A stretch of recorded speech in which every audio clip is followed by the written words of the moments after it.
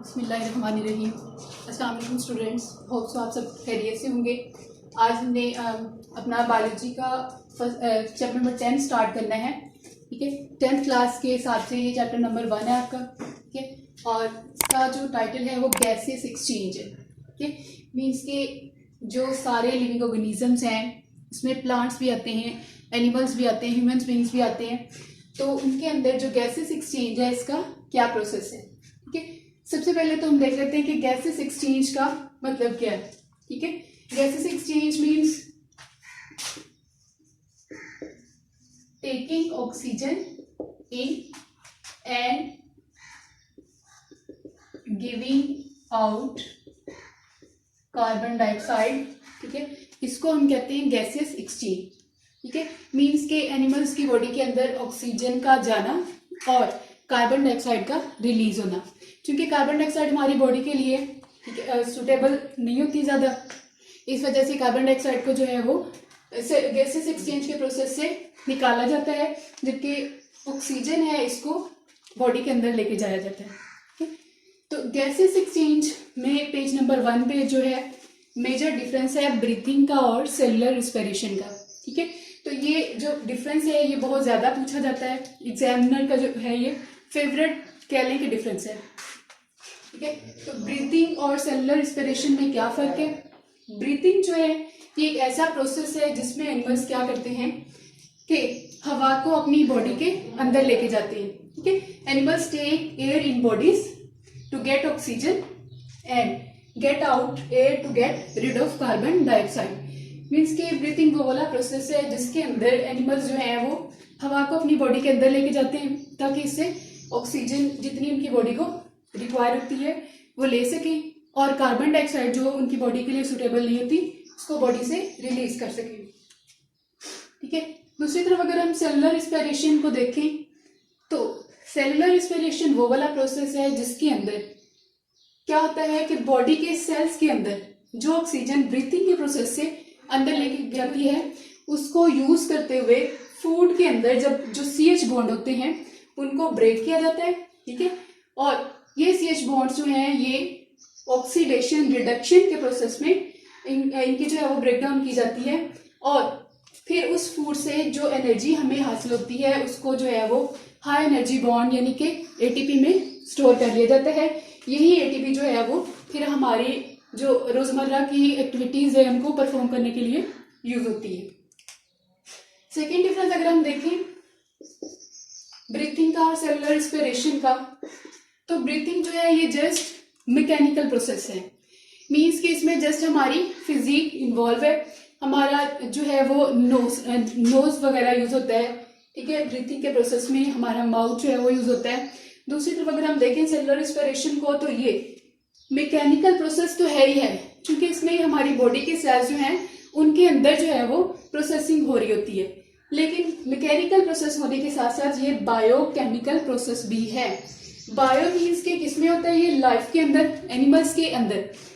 Chemical किस लिहाज से कि इसमें जो है वो केमिकल्स के अंदर मौजूद CH बॉन्ड्स को ब्रेक किया जाता है, तो इस वजह से ये क्या है कि मैकेनिकल प्रोसेस भी है और बायोकेमिकल प्रोसेस भी है। उसके बाद नेक्स्ट जो है हमने पढ़ना है gases exchange in plants.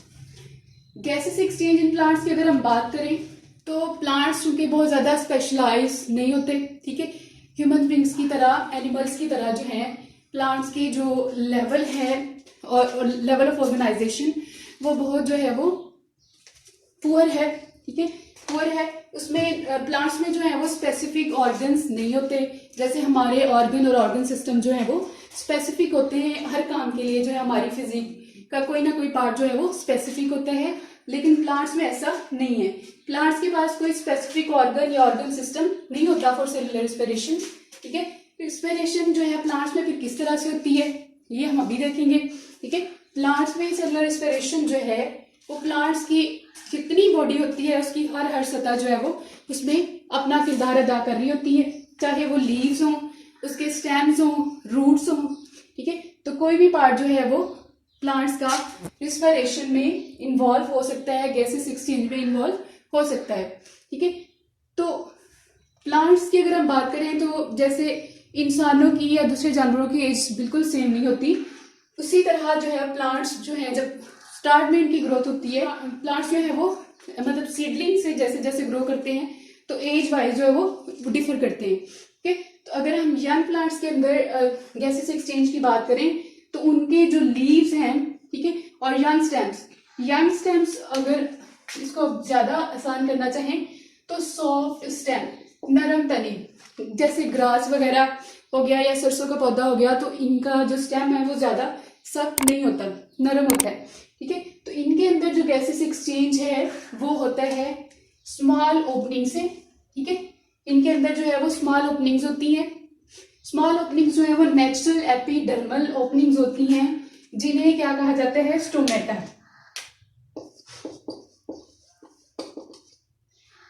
Stomata से जो है उनके अंदर गैसेस एक्सचेंज हो रहा होता है। अब स्टोमेटा जो है इसकी ओपनिंग और क्लोजिंग को कंट्रोल कर रहे होते हैं गार्ड सेल्स।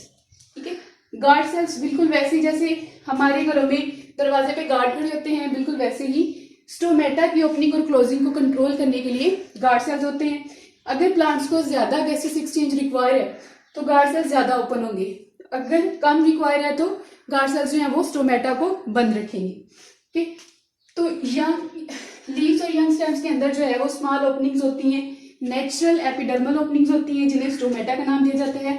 इनको कंट्रोल किया जाता है गार्ड सेल से। प्लांट्स को जितनी गैसेस एक्सचेंज रिक्वायर होती है या जितनी ऑक्सीजन उनको चाहिए होती है वो अपनी बॉडी के अंदर ले जाते हैं स्टोमेटा से, और जितनी मतलब कार्बन डाइऑक्साइड उनकी बॉडी में एक्स्ट्रा होती है वो इन्हीं स्टोमेटा से निकाल देते हैं। ठीक है, इसके अलावा अगर आपको डायग्राम नजर आ रही हो तो ये गार्ड सेल्स हैं। ठीक है, ये स्टोमेटा की जो ओपनिंग और क्लोजिंग उसको कंट्रोल कर रहे होते हैं। ये एक लीफ का जो है क्रॉस सेक्शन दिखाया गया है एक पत्ते का। ठीक है, तो यहाँ से गार्ड सेल से जो है वो स्टोमेटा के अंदर जाएगी और प्लांट्स के एपिडर्मस, लीफ की एपिडर्मस के अंदर जो है वो गैस चली जाएगी। फर्ज करो ऑक्सीजन है, तो एक दफा ऑक्सीजन जो है वो प्लांट के एपिडर्मस यानी लीफ के अंदर तो चली गई, लीफ के एपिडर्मस के, लेकिन नेक्स्ट जो है वो इसको सेल टू सेल मूव करना होता है।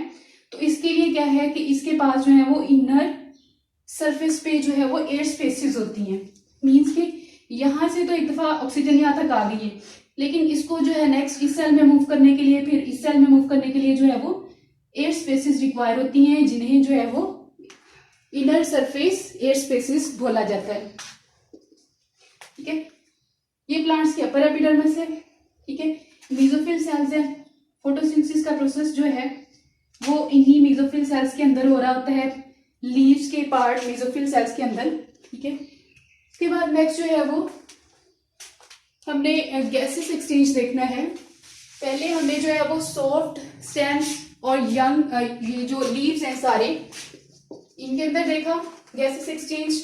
अब हमने देखना है गैसेस एक्सचेंज इन वुडी स्टेम और मैच्योर रूट्स के अंदर। बिल्कुल वैसे जैसे यंग स्टेम्स और लीव्स के अंदर जो थे गैसेस एक्सचेंज के लिए स्पेसिफिक ओपनिंग थी, वुडी स्टेम और जो मैच्योर रूट्स होती हैं उनके अंदर भी गैसेस एक्सचेंज के लिए जो है वो स्पेसिफिक पोर्स होते हैं।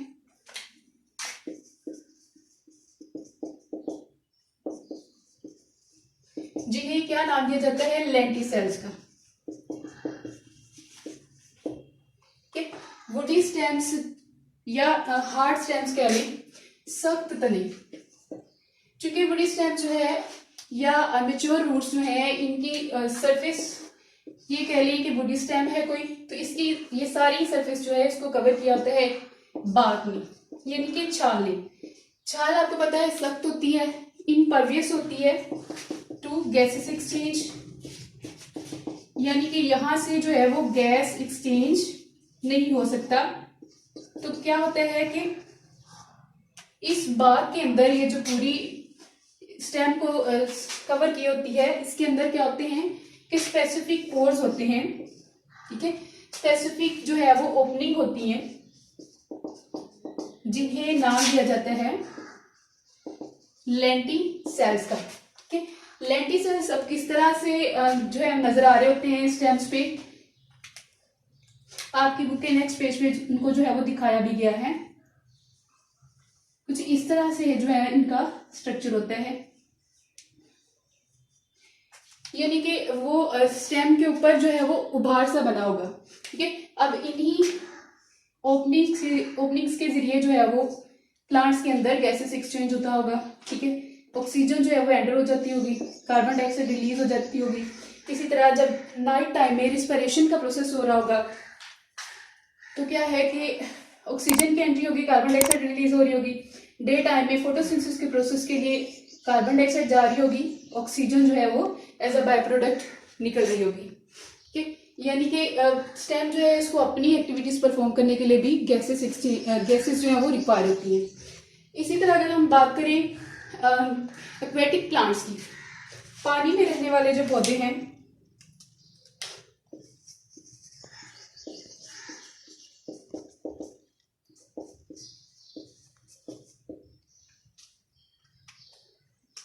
एक्वेटिक प्लांट्स जो है इनके अंदर जो गैसेस एक्सचेंज होता है, क्योंकि ये पानी में ग्रो कर रहे होते हैं,